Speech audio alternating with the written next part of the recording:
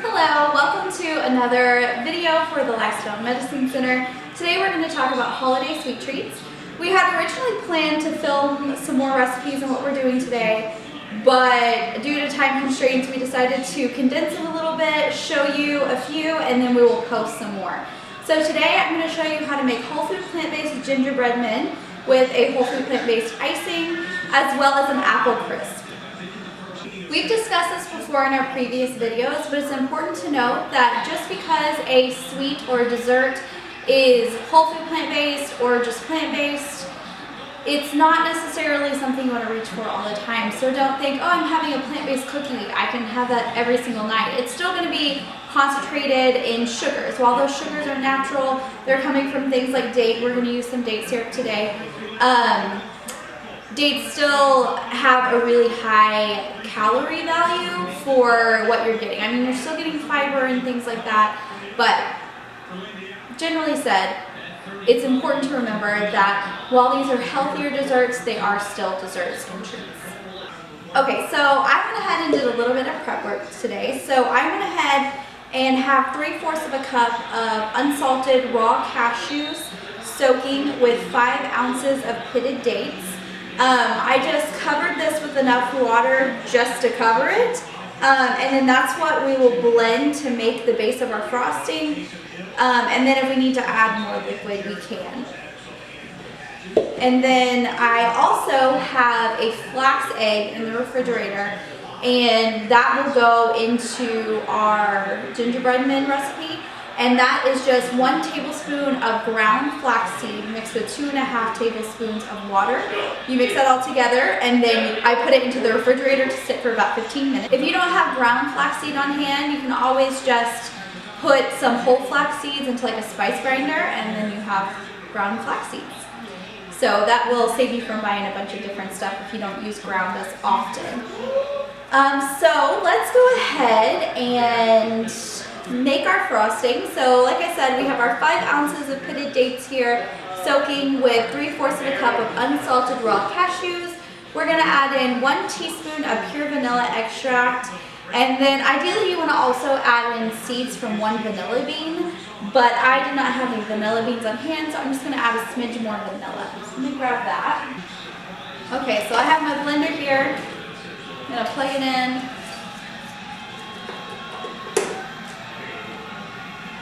And then I'm going to add in my vanilla. Add in 1 teaspoon of vanilla. I like to eyeball that. It doesn't have to be an exact measurement. And then all we do is just blend that up. So the minimum time that you want to soak your cashews and your dates is 45 minutes, but ideally the longer the better. The longer you soak your cashews, the easier they are to blend and the creamier they get, especially if you're not using a Vitamix. Okay, so we're going to blend this. Okay, so now that that's done blending, we're just going to take this out and make sure that it's the right consistency. Mine is plenty thin enough. I actually would probably prefer it to be a little thicker. So what you might want to do is after covering and soaking, you might want to pour out just a little bit more of that liquid.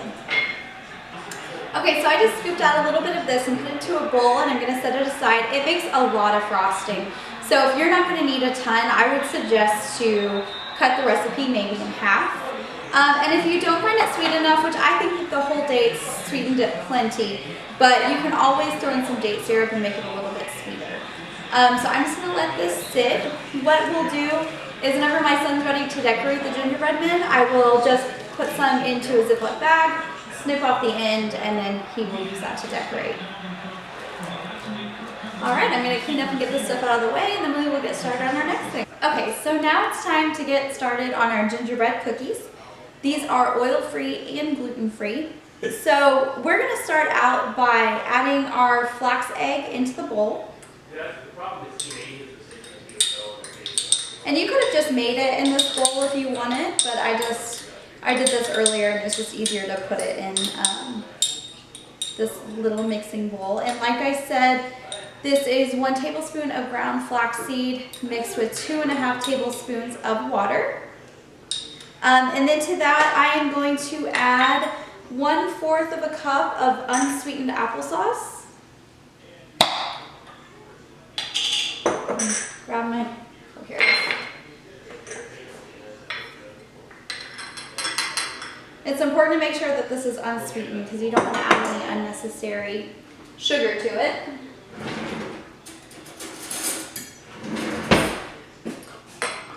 It's a little thick, it wasn't before, so I'm just going to spoon that in there. So this is going to replace any oil in the recipe. Okay, so there's 1/4 of a cup of applesauce. We're going to do 3 tablespoons of molasses.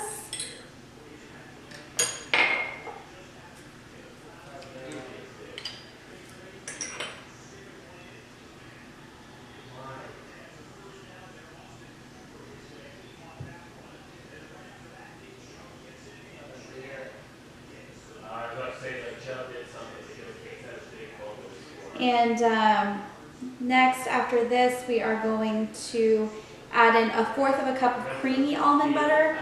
I had creamy peanut butter and crunchy almond butter, so I am just going to go ahead and use the crunchy almond butter. I mean, I think the cookies will hide it enough. I think I'll be okay if it has a little bit of extra texture in it.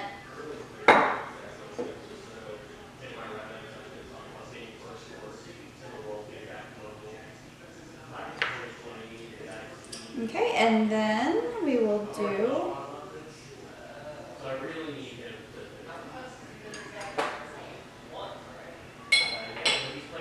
we'll go ahead and add in our spices. I doubled my spices. If you've watched our videos before, you know I am a fan of flavor, so I typically, with most recipes, will increase the amount of spices. So I went ahead and did 1 teaspoon of ginger, 1 teaspoon of cinnamon, and about 1/2 teaspoon of nutmeg. It called for 3/4 teaspoon of ginger, 1/2 teaspoon of cinnamon, and 1/4 teaspoon of nutmeg. So I'm going to dump that in there. And then we are also going to add in 1/2 cup of coconut sugar.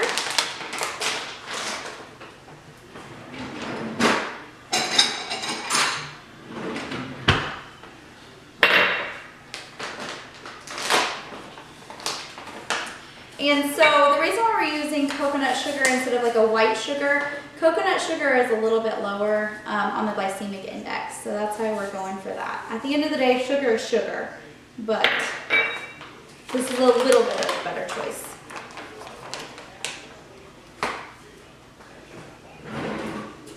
And then I'm going to have to mix up my almond butter because it's separated a little bit.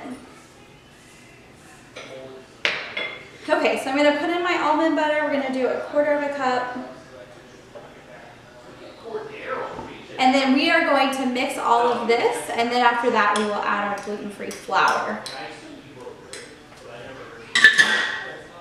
Okay, so I'm just going to use my KitchenAid mixer. This says you can do it with a wooden spoon, but I like ease, so I'm going to put my paddle mixer on this.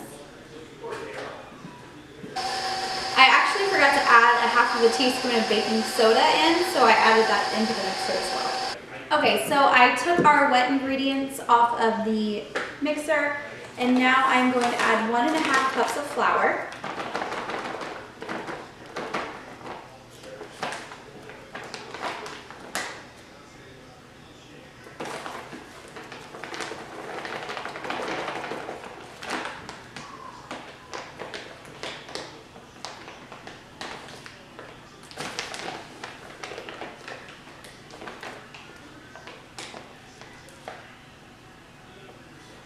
And I'm just going to put this back in the mixer. So we are going to mix that until combined, and our dough should be dry but not too dry and not too sticky. Okay, so next we're going to make our apple crisp. We are going to start by making the crumble topping. I went ahead and took 1.5 cups of oats and blended those up to make pretty much like an oat flour. Next we're going to add 1 cup of walnuts. We're going to do 1 tablespoon of cinnamon, 4 tablespoons of maple or date syrup, and a dash of sea salt. And we're just going to blend that all up. Okay, so I have some date syrup here, and so I am going to add 4 tablespoons into container.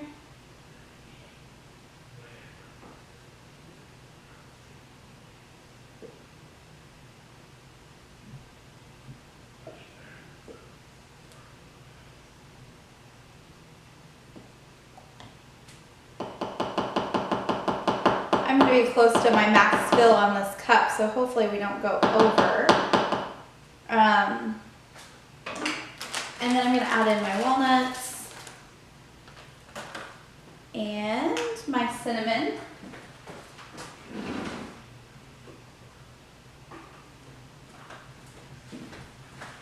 I'm just going to eyeball that. Okay, so I am going to blend this again until the walnuts are broken up and it's kind of all crumbly and mixed together. I think it's going to be hard in this container to get that thick date syrup mixed in with that oat flour. So I think I'm probably going to get my walnuts blended since they're right by the blade, and then mix it into a bowl and kind of incorporate everything together. Okay, I was right about that date syrup kind of getting stuck and it not blending very well. So I just poured it into a bowl and I'm just taking a fork, I don't know if you can see what I'm doing, and just kind of mashing it to mix it all together.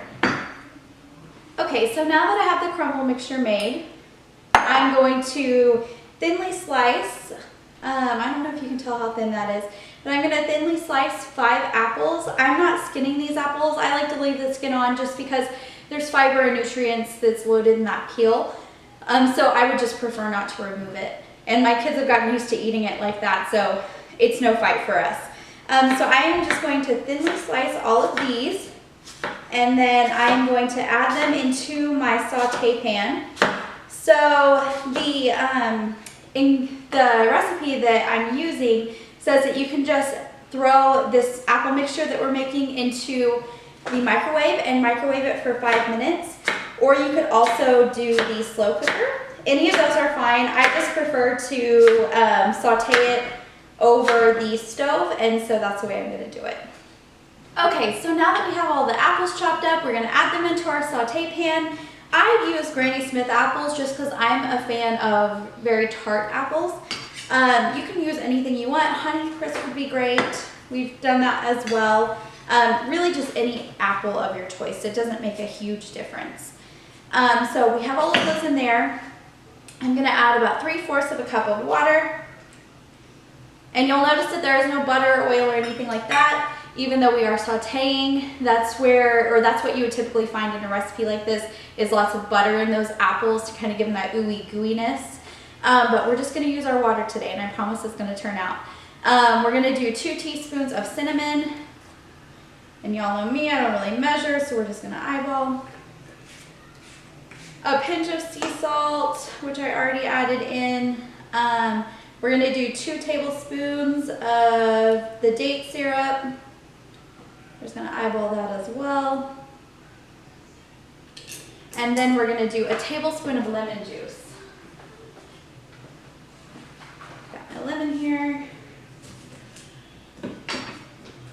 And we are just going to squeeze that over, making sure not to get any seeds in. And I'm just going to saute this on medium-low heat until the apples are cooked and start to turn into the consistency that you would expect to see in an apple pie. You want them a little bit on the firmer side and not completely mushy because we are going to put it in the oven once we put our crumble on top. But just pretty similar to the consistency of an apple pie.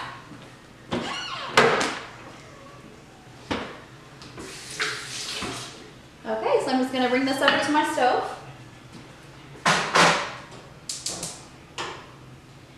And I'm just going to keep stirring that periodically. So now our apples are done sauteing. We are going to move these into a Pyrex dish. You can do a pie pan if you'd like to, whatever you prefer. I'm just going to pour these in. You can see how yummy those look. You don't need the butter at all.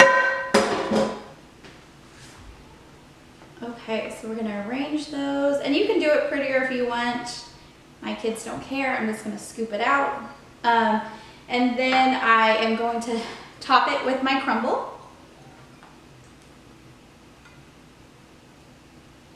And if you want to break this up a little bit more, you could just add a little bit more of the oat flour and make it a little bit more crumbly. Mine started off really crumbly, and then once I incorporated the date syrup a little bit more, it kind of turned into almost the consistency of like a Lara bar or something. And I actually saw a recipe with that was similar to this, that you could keep it raw if you wanted to by doing a crumble like this, and then you could keep the apples raw as well and just toss them with the cinnamon. My kids like it like this, or they would just rather have an apple.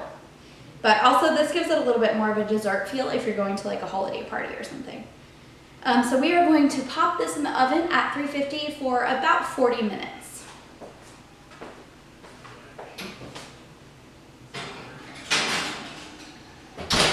Okay, and so I'm going to clean up this mess a little bit, and then we are going to pull our cookie dough out of the refrigerator and roll it out. I don't remember if I mentioned I took the gingerbread dough after we were done with it and put it in some plastic wrap and chilled it in the refrigerator for an hour. Longer than that is fine, just make sure you do it for at least an hour. So we're going to put some parchment paper on a baking sheet, oven preheated to 350 degrees. I'm just going to throw these cookies in there with the apples that are in there right now. So parchment paper on our baking sheet. I'm going to grab my flour.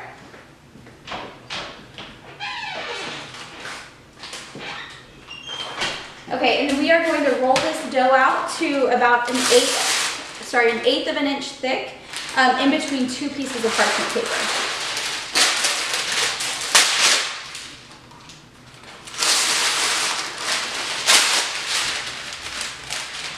Okay. I've got my roller here. I'm going to put a little bit of flour just on this parchment paper.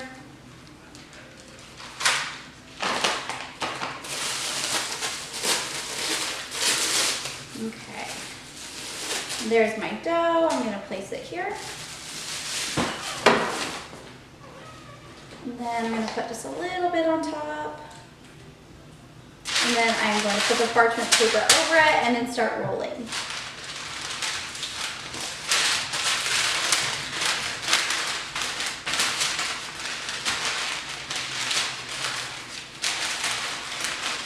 Okay, so now that I have this rolled out, I am going to take my little gingerbread man cookie cutter and dip it in a little bit of flour. I put some off to the side. And then I'm also going to get a spatula. I'm going to put a little bit of flour on that so it doesn't stick. And I'm going to start cutting out my gingerbread men. Make sure you get a good cut on those. I'm going to move it around a little bit.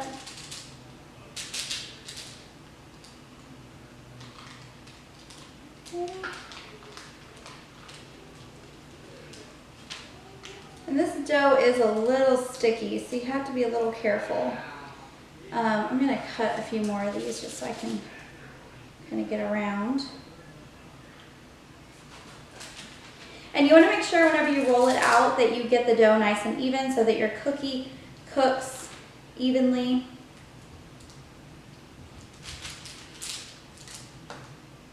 This is actually my first time to make gingerbread cookies, vegan or non-vegan. I've actually never done it before.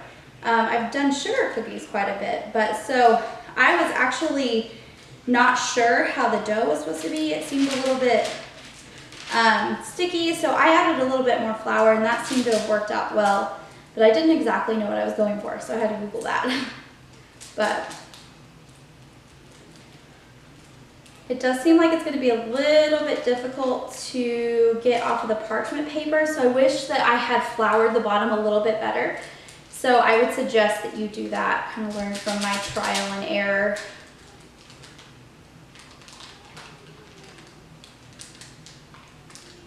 Okay, so I'm gonna work on peeling some of this away. And you can re-roll that dough that is left over kind of from your cutouts and make more gingerbread men. I was reading online that sometimes you might want to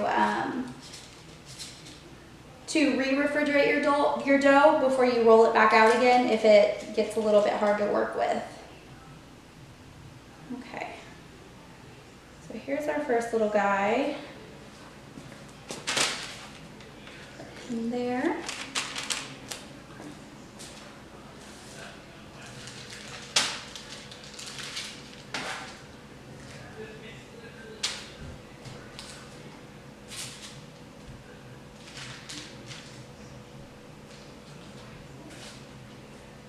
So I'm just getting up under here with this floured spatula and getting this guy off of here. This one's leg got a little distorted, but we're all made differently, right?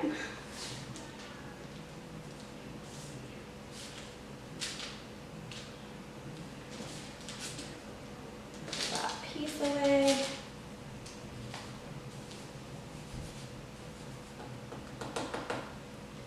And I suggest, especially, I mean really any recipe, but especially with vegan recipes since they can be so hit or miss, I really suggest trying out a recipe before you decide to take it to a party or not have a backup plan.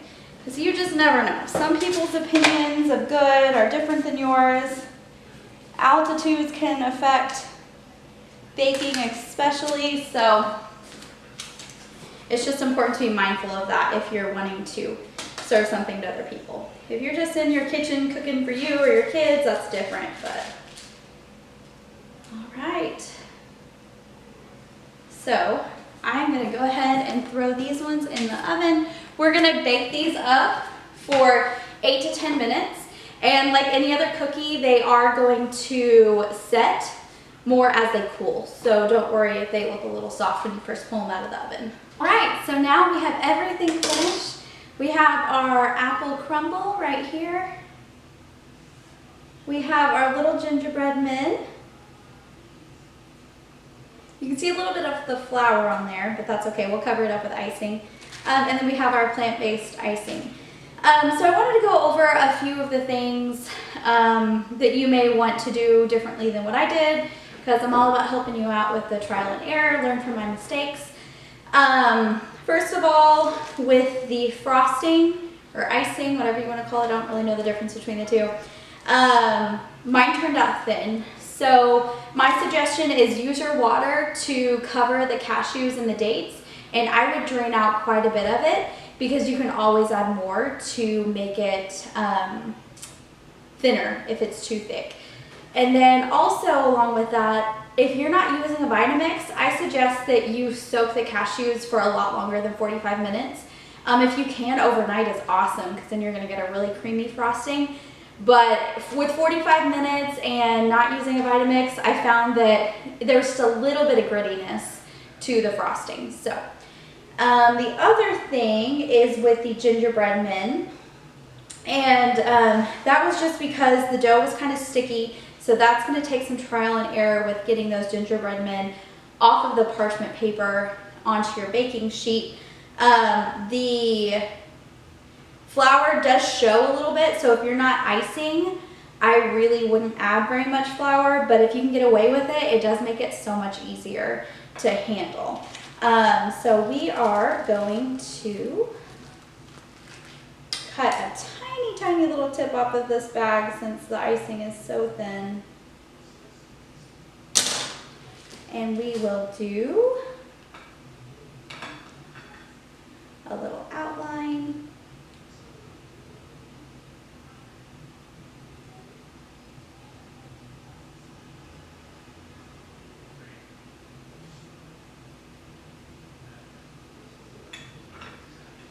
Okay, and we will do just some little eyes.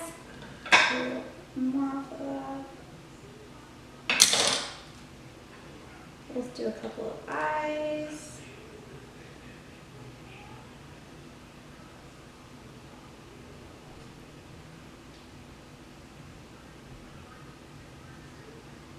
and a mouth, and some little buttons. And you could even add some food coloring to the frosting. I would suggest doing a plant-based one, not doing something with artificial dyes and chemicals. But I don't know if you guys can see that. My camera lens wasn't focusing when I was trying to go up close earlier. But so there's your little gingerbread man. You can even put this into a bag and use some tips so that you can pipe it a little bit more creatively. You can kind of outline your gingerbread man.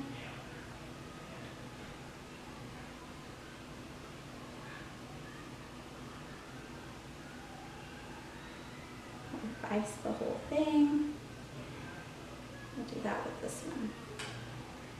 So y'all can see the icing a little bit better.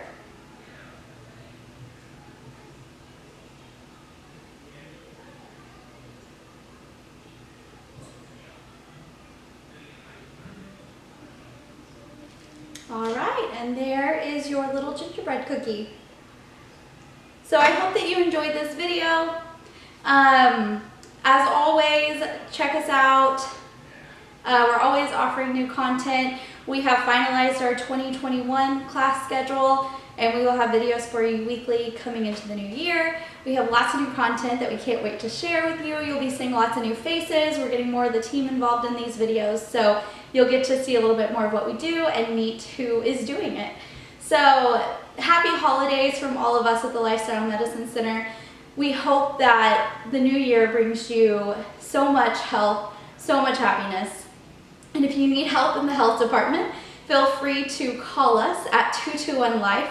We have several new programs launching. We're going to be doing a video over that as well, so what to expect from us in 2021. We have a weight loss program, so a lot of our programs like the diabetes reversal program, you need to have a pre-existing condition like diabetes or pre-diabetes, something like that. But with the weight loss program, you can just join. It's self-pay, no insurance is involved. You meet with us weekly for 12 weeks. We work with you with health coaching and diet plans and learning why you're doing what you're doing. And so we're really, really excited for that. So not only can that help with reversal of chronic disease by getting some weight off, but it can also help you to prevent chronic diseases if you're not to that point yet. So we're really, really excited about that. Of course, we have our diabetes reversal program. Dr. Padmaja Patel is going to be with us full-time doing her clinic Monday through Friday. We're so excited for that. And then we also have our Pritikin intensive cardiac rehab launching in January. So that is going to be very heavy in nutrition education. It contains exercise workshops, cooking workshops, and more. So we are so excited for 2021. Once again, happy holidays, wishing you health and happiness. Call us at 221-LIFE if you have any more questions. Bye.